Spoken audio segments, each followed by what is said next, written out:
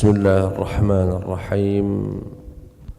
السلام عليكم ورحمة الله وبركاته.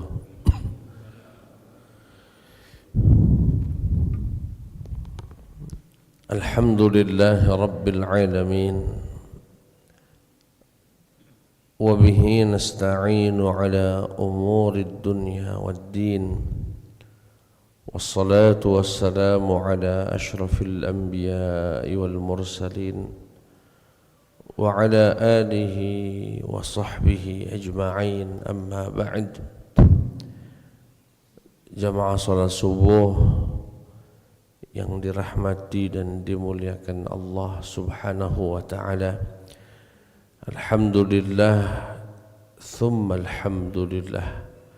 Puja dan puji syukur mari kita persembahkan kehadirat Allah Subhanahu wa ta'ala, karena dengan perkenannya lah, dengan izin Allah, kita bisa melaksanakan sholat subuh berjamaah dan duduk di majelis ilmu ini.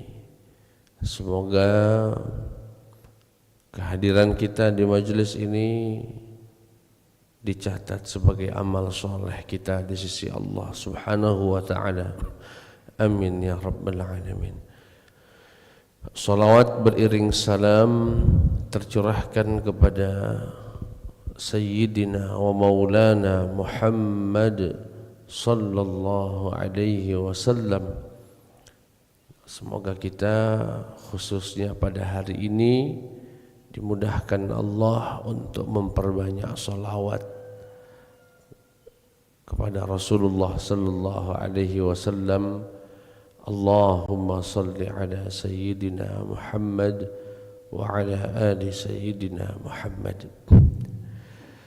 Jamaah salat subuh yang dirahmati dan dimuliakan Allah Subhanahu wa ta'ala, pagi hari ini kita akan mempelajari sunnah Nabi, petunjuk Nabi berkaitan dengan minum, berkaitan dengan bagaimana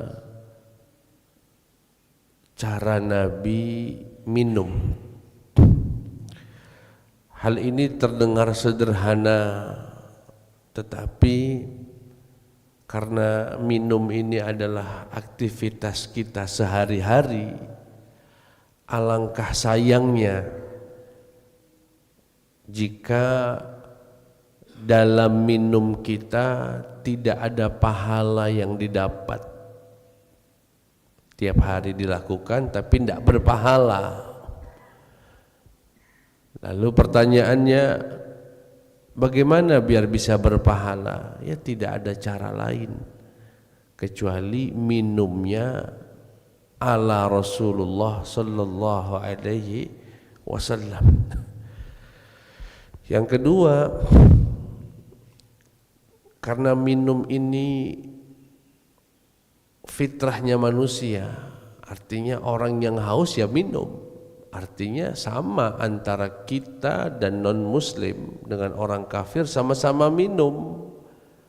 Nah, cuma bedanya seharusnya sepantasnya minumnya orang muslim adalah minum yang bersifat ibadah, minum yang bernilai ibadah. Nah, langsung dikasih minum. Alhamdulillah. Maka dari itu insyaallah kita akan pelajari dan semoga bisa kita amalkan. Yang pertama adalah an-niyatus salihah. Ketika minum, meniatkan agar menambah kekuatan untuk taat kepada Allah, agar sehat, biar bisa ibadah dan taat. Ya, jadi kalau kita minum, ya mungkin saya sedikit praktekkan. Sekarang di hati saya tidak ada besitan niat apapun. Ya cuma nak minum baik. Minum Ada pahalanya Ustaz? Malaikat tidak mencatat pahala. Enggak ada pahala yang dicatat tadi. Karena minum itu hukumnya mubah. Dilakukan tidak berpahala, ditinggalkan tak berdosa. Sekarang yang kedua, saya pasang niat. Minum biar suara saya lebih jelas, pengajiannya lebih manfaat, lebih jelas. Bismillah, saya minum, hati saya ini sekarang besit. Ya Allah, aku niatnya itu. Niatnya biar jelas, ngajinya lebih manfaat. Minum misalnya. Ini karena panas sekali ini Pak, ini saya enggak bisa. Iya, mendidih caknya. Iya. Barusan malaikat mencatat pahala minum. Dari mana Ustaz? Dari niat yang saya pasang. Kenapa demikian? Karena kita punya kaidah besar, punya hadis Nabi yang menegaskan innamal a'malu binniyat. Segala perbuatan yang dilakukan orang muslim bergantung niatnya. Sesederhana itu, ya, makanya niat, mengelola niat itu dalam Islam penting sekali. Berapa banyak ibadah kecil menjadi besar karena niat, dan berapa banyak ibadah besar menjadi kecil bahkan tak bernilai karena niat. Rubba amalin tusaghiruhu niyah wa rubba amalin tu'azzimuhu niyah. Berapa banyak amalan kecil disepelekan mungkin, tetapi nilainya begitu besar di sisi Allah karena niatnya. Dan betapa banyak amalan yang besar rupanya ada pahalanya karena niat. Nah, ini harus dipasang. Yang kedua, membaca bismillah. Ketika hendak minum, baca bismillah. Karena Nabi Muhammad sallallahu alaihi wasallam bersabda, kullu amrin dzibalin la yubda'u fihi bi basmalah fahuwa ajdam. Karena segala perkara yang tidak diawali dengan basmalah maka tak ada berkahnya. Minum, hilang hausnya, tapi tidak ada berkah. Sedangkan kita orang beriman ini percaya dengan namanya barokah. Barokah itu apa sih Ustaz? Barokah itu ziyadatul khair, bertambahnya kebaikan. Gara-gara minum tadi bukan sekedar hilang dahaga dan haus, tetapi timbul semangat ibadah, timbul semangat berbuat baik. Itu namanya minumnya berkah, ziyadatul khair, dengan baca basmalah. Yang ketiga, asyurbu bil yumna, hendaknya minum pakai tangan kanan. Pakai tangan, ini terdengar biasa Pak ya, tapi saya jujur saja masih sering melihat bukan orang di luar sana yang tidak sholat, yang tidak ngaji, yang sudah ngaji, yang sudah rajin sholat, bahkan sambil dengar pengajian. Sambil dengar pengajian, ngirup kopi tangan kiri begini. Nah, dengarkan saya lagi ceramah itu, dan itu tidak sekali dua kali. Artinya apa? Artinya masih ada belum kesadaran bahwasanya tidak boleh minum pakai tangan kiri.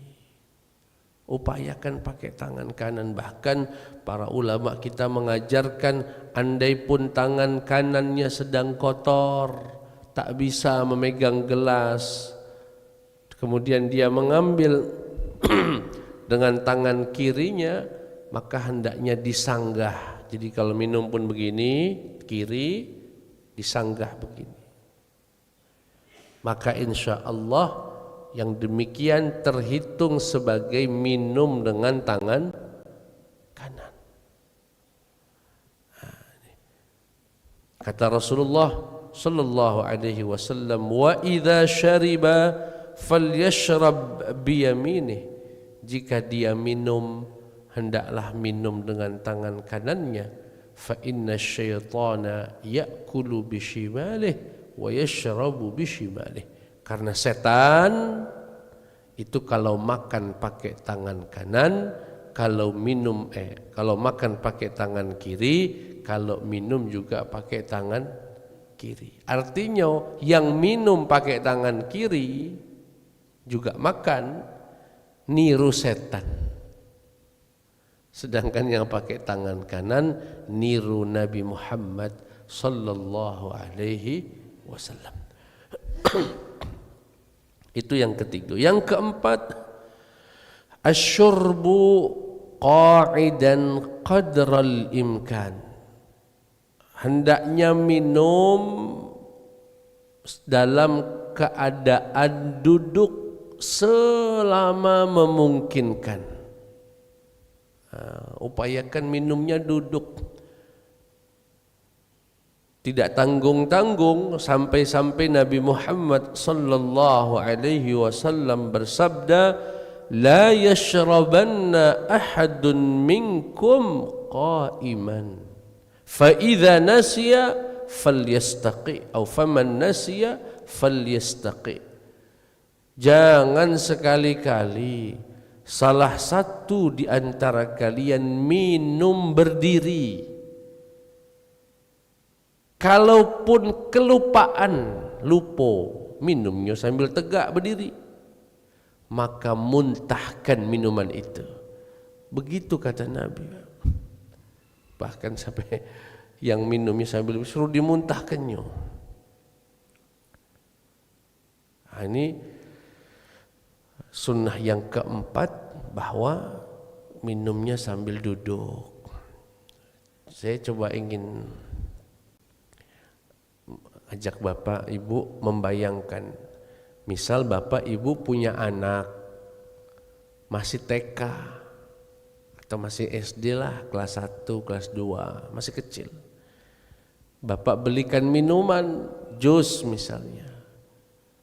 Ketika kita berikan minuman itu, dia dalam kondisi berdiri. Kemudian saat dia hendak minum, tahu-tahu anak kita itu jongkok, Pak, duduk, terlihat oleh mata kita. Yang saya ingin tanyakan, apa perasaan Bapak Ibu lihat itu? Bangga, Pak, senang. Bahkan jujur, sekolah-sekolah IT terkadang menarik bagi beberapa orang tua karena hal-hal sederhana terlihat. Wilah duduk budakku minum sekarang, tidak tegak lagi. Itu juga menunjukkan fitrahnya orang muslim, senang dengan melihat orang minum yang duduk. Nah, ini sudah tegak, tangan kiri sambil berlari,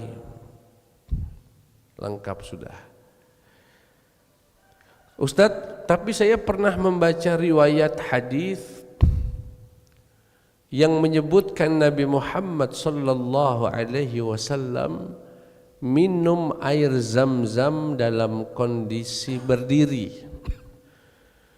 Bahkan kami pernah bimbing jamaah umrah, saya dengar dari salah satu pembimbing umrah menganjurkan jamaahnya, Bapak Ibu kaget kalau nak minum zam-zam jangan lupa sunnahnya berdiri.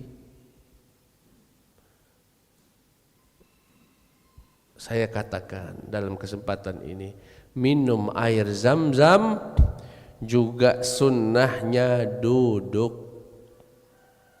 Adapun riwayat hadis Nabi yang menyebutkan Nabi pernah minum zam-zam berdiri, kalau dalam ilmu usul fikihnya libayanil jawaz, hanya menunjukkan kebolehan, itu pun menurut sebagian ulama dalam kondisi tertentu. Artinya dalam kondisi tertentu tidak apa-apa, tapi umumnya tetap anjurannya duduk.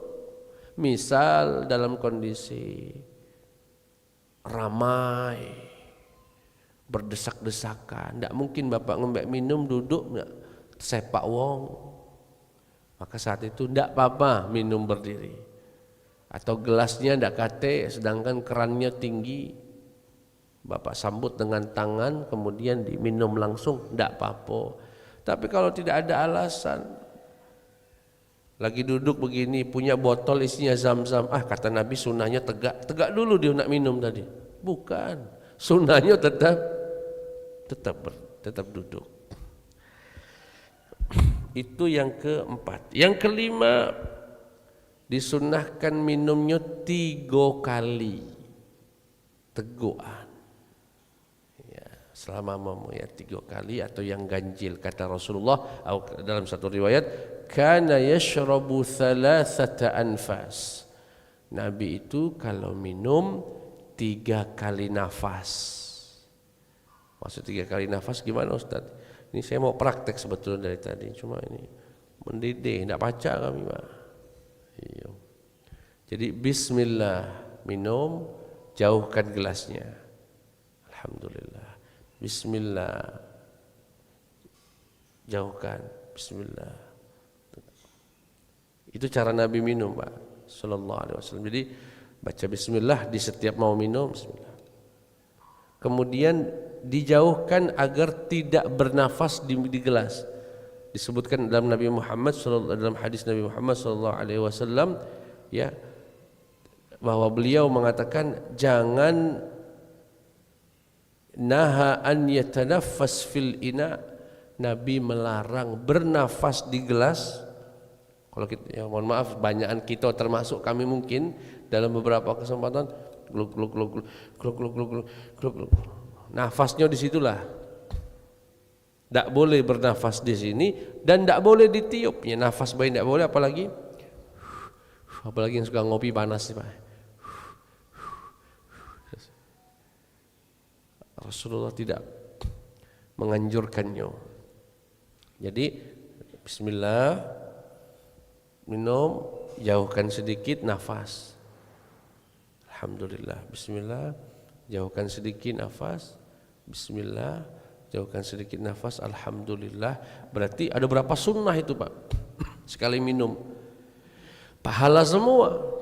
Tangan kanan 3 kali menjauhkan gelas dari hidung agar tidak bernafas, baca alhamdulillah dan basmalah setiap minum, ya, pahala semua, masya Allah.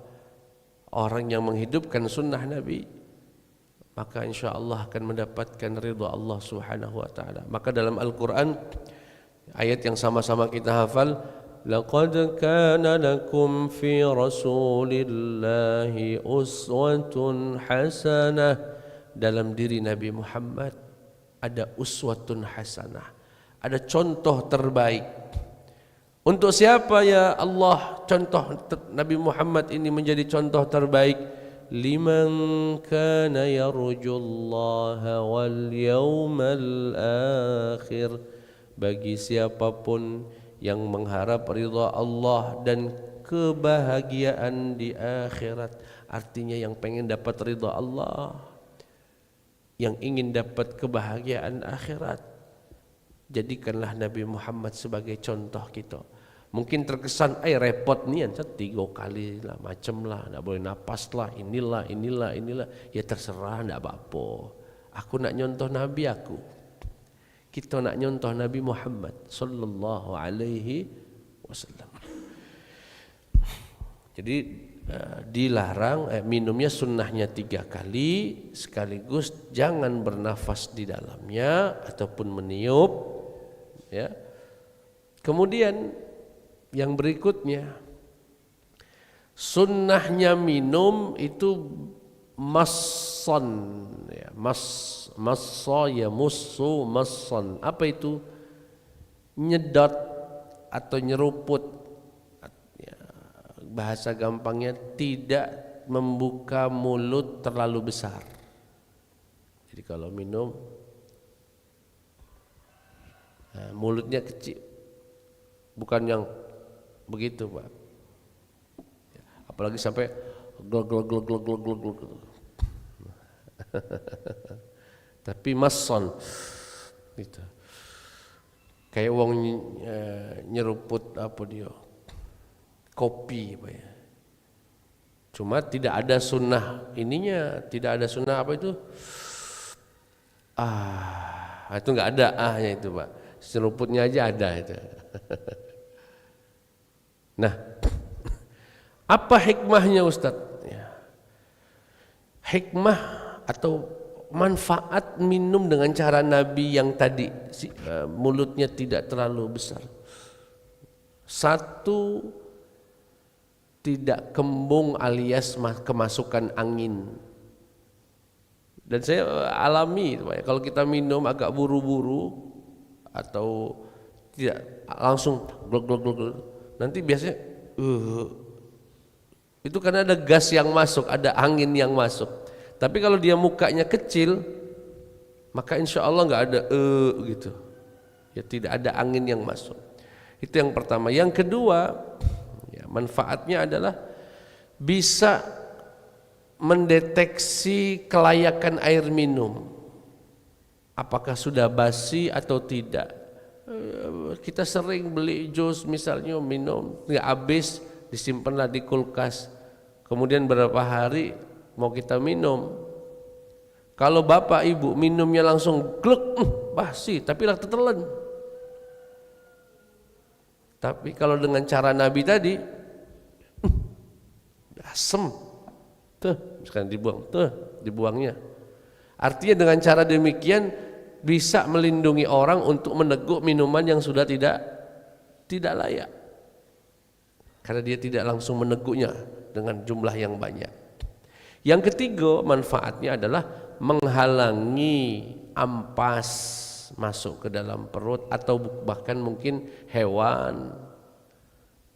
Ada kopi yang jenisnya apa itu Pak ya? Campur jagung kayaknya.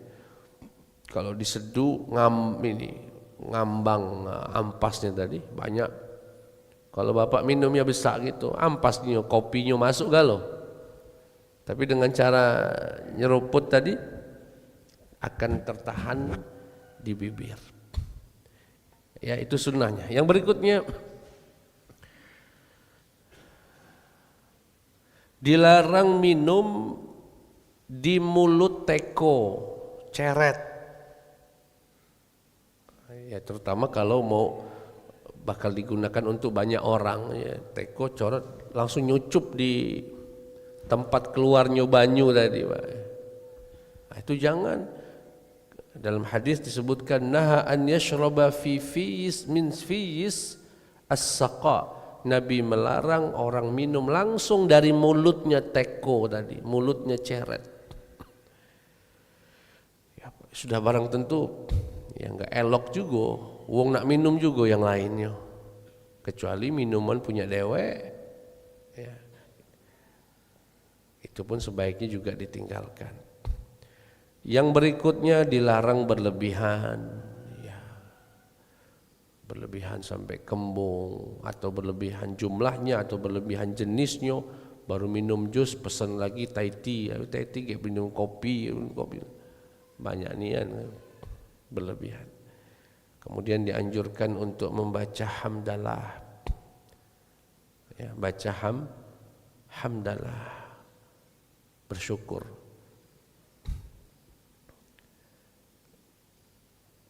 Yang berikutnya, ini bisa diamalkan juga nih Pak. Apa itu?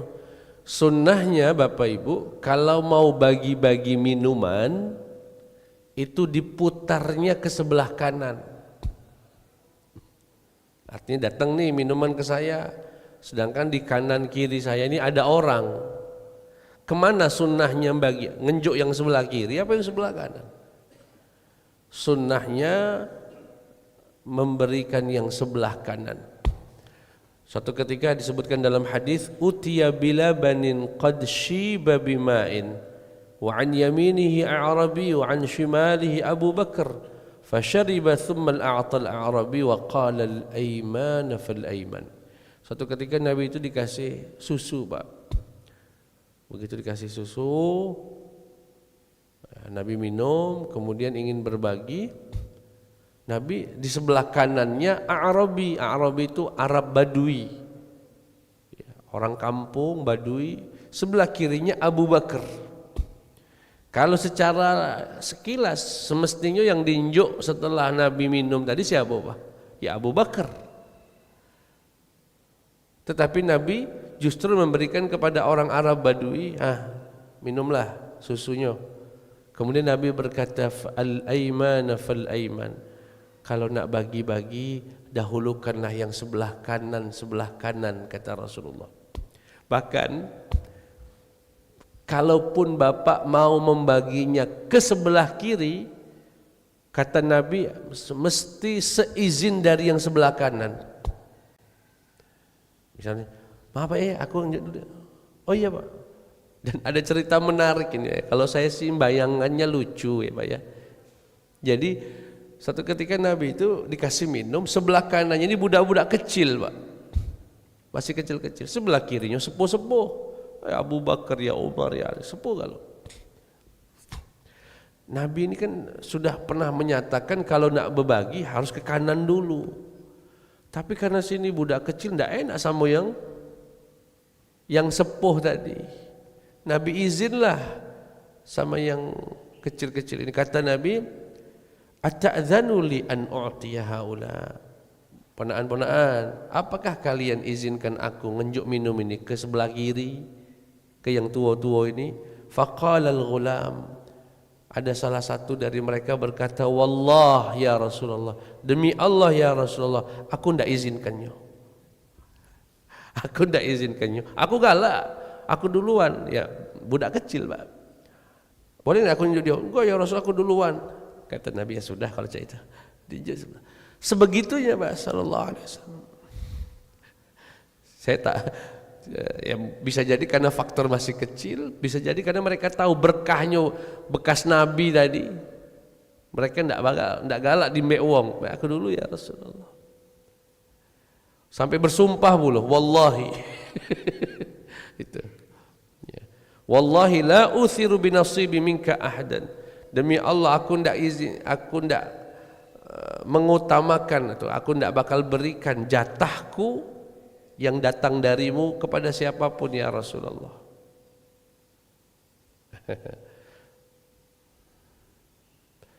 Sallallahu alaihi wasallam. Yang berikutnya, hendaknya yang membagikan minuman adalah orang yang terakhir minum. Ya, bagikan dulu, baru dia minum. Ya ini sebetulnya dalam konteks yang lebih besar, pemimpin itu adalah orang yang terakhir lapar, orang yang terakhir makan. Itu pemimpin namanya, bukan makan duluan. Kata Nabi Muhammad, inna saqiyal qaumi akhiruhum syurban. Sesungguhnya orang yang membagikan minum adalah orang yang paling terakhir minum. Ya, orang yang paling terakhir minum. Jangan di dapur lah 3 gelas baru nak bagi-bagi. Sunnahnya dia diakhirkan. Yang berikutnya dilarang minum dengan bejana atau gelas terbuat dari emas dan perak. Ada yang punya apa Pak? Boleh juga kalau punya gelas emas. Yang berikutnya dilarang minum minuman yang haram, ya jelas insyaallah. Kemudian dianjurkan untuk sering-sering minum susu sapi. Susu sapi Pak. Kata Nabi, alaikum bi albanil baqar. Hendaknya kalian rajin-rajinlah minum susu sapi. Fa innaha tarummu min kulli syajar. Karena sapi itu biasa makan dari banyak jenis dedaunan. Wa huwa shifaa'un min kulli da', dan di dalam air susu sapi itu ada obat dari segala penyakit. Dulu Pak, saya ketika sedang belajar S3 di Sudan, salah satu kebiasaan orang Sudan Pak, itu minum susu sapi setiap hari. Jadi kalau sudah maghrib, kalau sudah azan maghrib gitu, nanti penjual-penjual warung kelontongan, warung cakito ini kelontongan, itu saya bisa katakan hampir semua nanti mengeluarkan kompor tinggi sama dandang besar sekali. Nah, nanti datang itu Pak, apa namanya, mobil tangki membawa susu perahan sapi. Cawong jual bensin itu Pak, tangki keliling penuh, dipanasi sama mereka sampai panas. Nanti kalau sudah panas biasanya bagian atasnya akan timbul lemak-lemak yang itu harganya pun berbeda dengan susunya itu. Dan nanti ba'da Isya orang-orang Sudan itu Pak bawa kayak dirigen tapi dari besi begitu, yang terbuka besar, wadah, beli 5 liter setiap hari. Dan satu orang itu bisa seliter setengah, 2 liter setiap hari. Dan makan malamnya begitu mereka Pak, susu sapi, roti. Saya awal ikut nyoba gaya makan wong Sudan itu Pak. Hari-hari pertama mual bawaannya, ya sapi masih ndak kate raso sapi nian itu baunya Pak. Benar-benar hasil perahan. Tapi ya mau ndak mau terbiasa. Alhamdulillah sebelum balik bisa minum sampai seliter semua. Rupanya ada saran dari Nabi. Pantas saya pernah baca satu berita ya, beberapa tahun yang lalu. Di antara orang yang paling kuat fisiknya di dunia ini, penduduk yang paling kuat fisiknya di dunia ini, termasuk mohon maaf berkaitan dengan seksual, nomor 1 adalah orang Sudan. Saya karena pernah tinggal sana nebak-nebak caknyo ini sebabnya nih. Pola hidupnya memang cak itu, minum susu rajin ya. Gawe. Tapi saro nak dicari di Indonesia nih ya. Bemerek galo lah, sudah bercampur nggak tahu apa lagi. Jarang yang langsung perahan ya Pak ya. Yang berikutnya disunnahkan, kita sambil syuruk Pak ya, syuruknya lewat 5.3-an kira lebih bisa sholat. Disunnahkan minum minuman yang manis dan dingin, jus. Minum jus itu sunnah Pak, sunnah Rasulullah SAW. Minum-minum yang dingin manis. Disebutkan dalam hadis, kana ahabbu syarabi ilaihi al-hulwal barid. Bahwasanya minuman yang paling dicintai Nabi, yang disukai Nabi adalah yang manis dan dingin. Ya pasti disesuaikan dengan kesehatan kita. Yang gula jangan. Suatu ketika Pak, ini saya dengar cerita dari Syekh Muhammad Ghazali tentang Imam Hasan Asy-Syadzuli. Ada Imam Hasan Asy-Syadzuli. Jadi lagi kumpul-kumpul beliau, ini seorang ulama besar, wali min auliyaillah. Lagi kumpul-kumpul dengan para murid-muridnya, kondisi sedang panas, terik. Ketika datang waktu untuk minum, semuanya rata-rata minum air panas atau hangat. Kenapa? Untuk melatih diri agar tidak menikmati dunia. Lagi panas-panas minum banyu hangat kan tidak enak, Mak. Tahu-tahu gurunya ini Imam Hasan Asy-Syadzuli minta tolong carikan saya banyu yang dingin, US. Dikasihlah beliau air es. Murid-muridnya, kawan-kawannya bertanya-tanya, mak mano ngajari kita jangan cinta dunia, minta minumnya banyu dingin. Malah enak gak Pak kalau minum air es dia saat panas? Ditanya, wahai guru, kok engkau malah minumnya air dingin? Bukankah itu kenikmatan dunia dan sebagainya?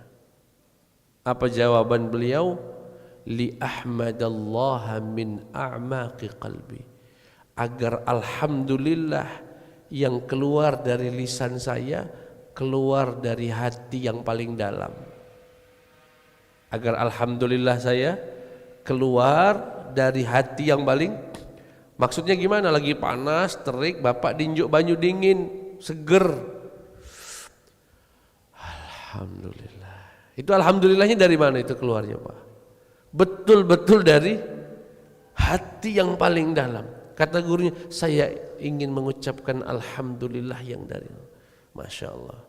Dan itu sunnah Nabi Muhammad sallallahu alaihi wasallam, minum dingin. Itu kepiawaian para ulama dalam menjalin hubungan dengan Allah. Dia ingin, kalau orang panas-panas minum banyu panas, alhamdulillahnya apa Pak? Kering. Alhamdulillah. Alhamdulillahnya alhamdulillah. Baik, yang berikutnya yang terakhir. Kata Rasulullah sallallahu alaihi wasallam, jika ada lalat hinggap di salah satu minuman kalian, gelas kalian, falyaghmishu, tenggelamkan lalat itu.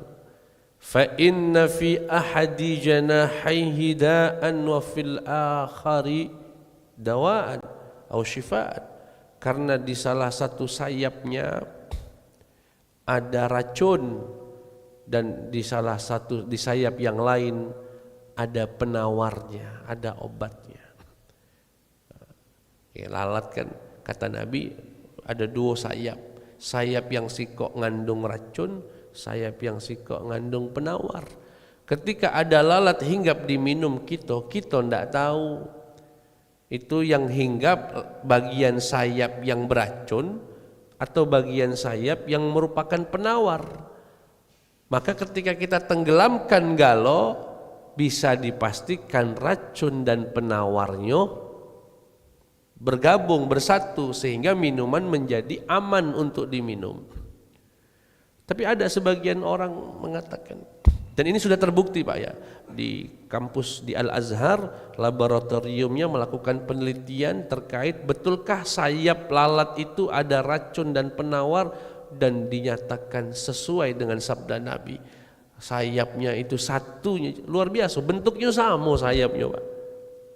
Ya, secara zahir sama, tapi isinya rupanya sikok racun, sikok penawar. Tapi ada mungkin di antara kita atau bahkan muslim ya mengatakan, tapi jorok Ustaz, tidak bisa aku minum, ada bekas lalat saya itu ditenggelam ke pulau dibuang. Tidak sanggup aku ditenggelam ke kemudian dibuang, tidak sanggup. Begini Pak, biar jangan salah paham. Hadis ini, perintah dalam hadis ini sifatnya bukan kewajiban, tapi sifatnya saran, anjuran. Artinya bukan semua orang muslim kalau minumannya ada lalat suruh ditenggelam ke, kalau tidak berdosa. Tidak. Kalau bapak duit banyak, minumannya ada lalat, tidak tega. Pesen baik lagi sih kok, yang ini buang.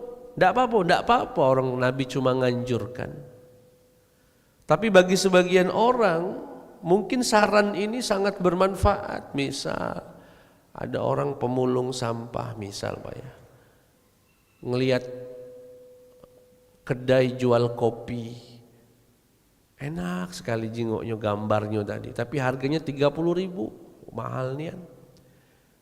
Tapi karena dia senang tadi, pengen dikumpulkannya sehari 5.000, sehari 5.000. Berarti berapa hari biar pacak beli itu Pak? 6 hari baru bisa pacak beli kopi. Kopi apa Ustaz? Banyak kopi di Palembang ini macam-macam. Kopi Poin ada, kopi Fore, Kenanga, Janji Jiwa, macam-macam. Begitu beli, alhamdulillah sudah 6 hari terkumpul duit beli. Tapi dasar nasibnya apes, nak minum lalat melok minum juga. Kira-kira suasana batin wong ini mak mano lah Pak? Dibuang, sayang, nak diminum kaget beracun malah jadi musibah. Nah, bagi orang semacam ini kami rasa saran Nabi sangat bermanfaat. Kata Nabi, gampang, tidak usah dibuang, celup ke buang lalatnya, minum, insya Allah selamat, aman, tidak ada masalah. Itu sifatnya tidak wajib, saran, anjuran. Baik jamaah sekalian yang dirahmati Allah, itulah yang bisa kami sampaikan pada pagi hari ini. Jika ada yang ingin ditanyakan, dipersilahkan Pak. Eh, Oke, silakan.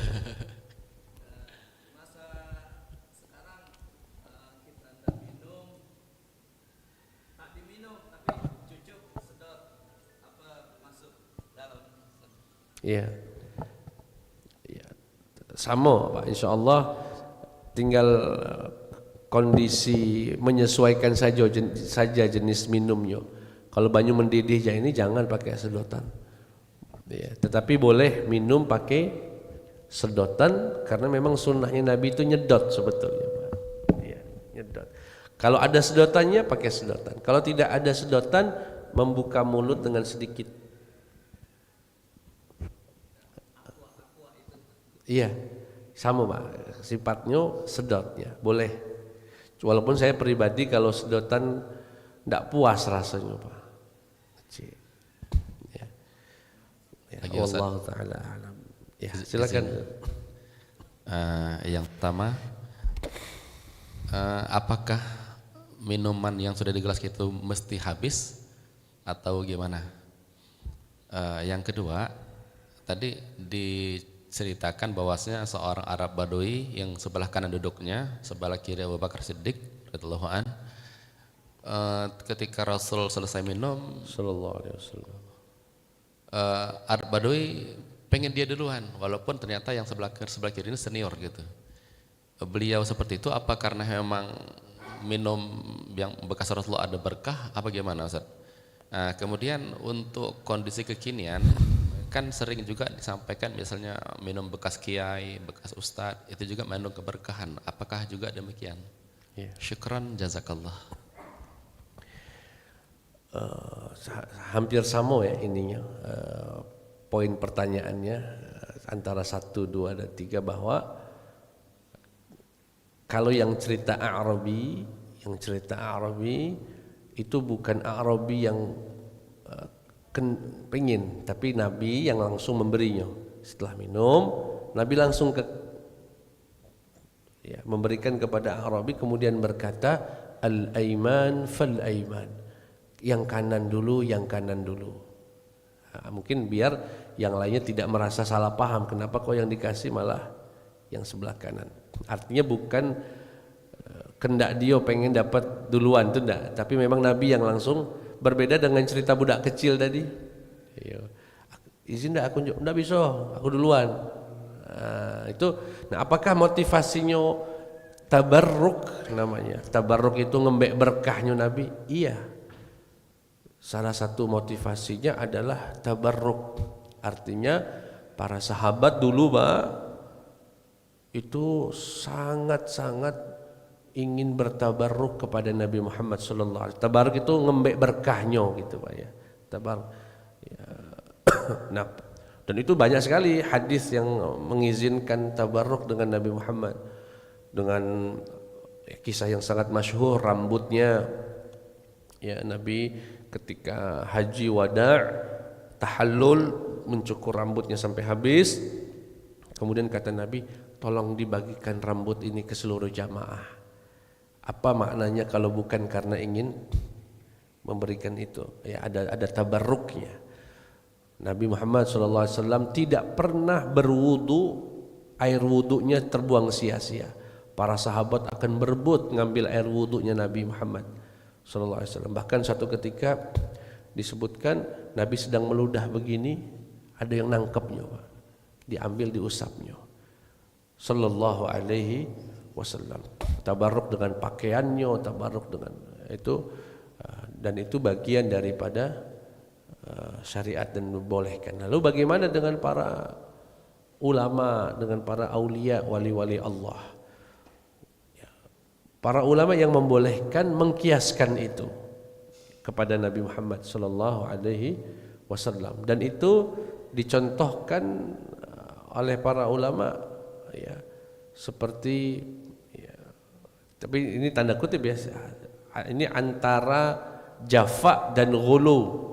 Jafa itu katek lah, apa dia sama baik gitu nih, aduh sama baik gitu nih, sama apa dia, kamu bangun malam tidak, dia bangun malam, yang ini sholawatnya 1000 kali, kamu sekali beda misalnya. Nah, nyamuk kan tidak bisa. Tapi adu yang sampai Ghulu itu berlebih. Ya lihat-lihat dulu kalau kiainya batuk-batuk. Minum jangan diembek bekasnya, kayak nular. Tetapi kalau beliau sehat, tidak apa-apa. Saya dulu di pondok habis kiai minum, kadang dipanggil, minumlah. Dan kami yakin ada berkahnya, ya, ada berkahnya. Dan sebagai kiai, tidak boleh juga jual-jual berkah begitu. Minum-minumlah berkahku nah, jangan. Bukan itu soal rasa, soal rasa. Aku percaya beliau wong soleh, beliau wong dekat dengan Allah, beliau punya hubungan khusus dengan Allah. Ya, lisannya selalu basah, hatinya selalu berzikir. Adakah memang Allah titipkan berkah di makhluk-makhluknya? Iya. Di Quran, wa anzalna minas sama'i ma'an mubarakan. Kuturunkan dari langit air yang diberkahi. Jadi makanya air hujan itu salah satu terapi penyakit. Dulu sahabat Ibnu Abbas disebutkan dalam kitab Adabul Mufrad karya Imam Bukhari, kalau turun hujan itu nyuruh pembantunya bentangkan jemur pakaian justru saat hujan. Jadi kalau hujan disuruh dibasahkan bajunya itu, Pak. Kenapa? Karena Nabi Muhammad SAW pernah mengatakan sesungguhnya air hujan ini hadithu ahdin bi amril billah subhanahu wa ta'ala. Ini baru saja turun karena perintah Allah. Artinya hujan ini baru saja taat sama Allah. Baru taat suruh turun hujannya. Dan itu pakaiannya dibasah-basahkan. Makanya salah satu terapi penyakit adalah hujan. Saya kalau punya anak, ya Bapak mungkin kalau punya anak, saya sering berapa kali melakukan kalau saya keluar, basahkan hujan, kenakan ke anak. Ditadahi hujan. Itu hujan membawa berkah, ya berkah dari Allah Subhanahu wa taala yang dititipkan, dan itu sesuai dengan firman Allah, dan kami turunkan minas samai ma'an, air mubarakan yang diberkahi oleh Allah Subhanahu wa taala. Air biasa cak ini diminum, dibacakan doa misal Al-Fatihah, ada berkahnya dan sebagainya. Jadi para wali aulia, tapi betul-betul yang memang soleh, Pak, ya. Tidak apa-apa kita tabarruk dengan mereka, ya, tabarruk dengan mereka. Jadi tidak terlalu ghulu berlebihan tadi, tidak juga terlalu jafa itu kering nian. Sering kalimatnya tadi, sama baik, makan nasi juga gitu lah. Yang begitu dia akan kehilangan nilai-nilai spiritual, ya, keberkahan dan lain sebagainya. Wallahu taala a'la wa a'lam. Baik, masih ada Ustaz. Siapa? Ini kayaknya klasik mengenai niat. Tadi Ustaz mengatakan bahwa sesuatu itu tergantung dengan niat, termasuk kita sholat. Nah, yang jadi ini pertanyaan, apakah niat itu harus ada waktu tertentu untuk melakukan niat, atau dalam hati terbetik? Jadi tidak perlu ada waktu khusus untuk itu. Nah, mana yang lebih afdol gitu? Iya. Apakah saya sholat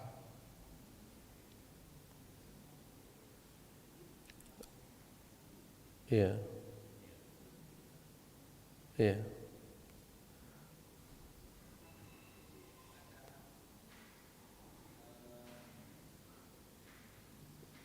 itu yang khusus yang diperlukan? Itu saja karena sudah banyak pertanyaan lain. Terima kasih. Wassalamualaikum warahmatullahi wabarakatuh. Waalaikumsalam. Maaf tadi saya mungkin salah baca ayatnya. Wa nazzalna, bukan wa anzalna. Wa nazzalna minas samaa'i ma'an mubarakan. Di kalimat nazzala terbaca anzala tadi. Kemudian terkait Pak Haji, terkait niat, Pak, ya. Bedakan perbuatannya. Kalau perbuatannya ibadah, maka niat itu ada waktunya sendiri. ada alokasinya sendiri. Kalau ibadah seperti sholat, puasa, zakat dan sebagainya. Tapi kalau minum ini kan bukan ibadah sebetulnya, kebiasaan. Maka kalau minum itu cukup besit saja gitu sambil minum, aku biar sehat misalnya, itu cukup Pak. Aku biar sehat, biar bisa sholat, biar bisa ngaji, biar bisa cukup. Tapi kalau ibadah gitu ya, maka ada ketentuannya yang ketat gitu, ketentuannya yang ketat. Nah dalam sholat sendiri misalnya, ya niat itu pertama dalam hati, bukan yang diucapkan, bukan usolli nawaitu. Kalau itu namanya melafazkan niat, ya, dan bukan niat, itu melafazkan niat itu yang di hati. Tetapi apakah dianjurkan Ustadz usolli nawaitu? Kalau hatinya tidak mantap, suka kesana dan kesini, maka perlu dibantu dengan usolli tadi. Usolli itu sifatnya tujuannya ngebantu hati, bimbing hati agar tidak salah niat. Ya saya sendiri misalnya Pak, karena tiap datang ke masjid mano, apalagi di masjid dewe, pasti ngimam, di wong suruh ngimam. Kadang-kadang, tapi suatu ketika pernah jadi makmum. Begitu Allahu Akbar, hati saya itu aku imam ya Allah. Sadar saya, loh saya ini makmum kok. Langsung saya batalkan sholatnya. Karena kalau makmum ya niatnya makmum, kalau imam niatnya innamal a'malu bin niat. Kita ini nak sholat apa? Nak makmum aja imam, bergantung dengan niatnya. Nah dengan hati yang agak latah tadi bahasanya, maka perlu tenangkan dulu. Sholat duhur aku ini makmum, baik. Begitu Allah, nah kapan melafazkan mengutarakan niat di hati tadi?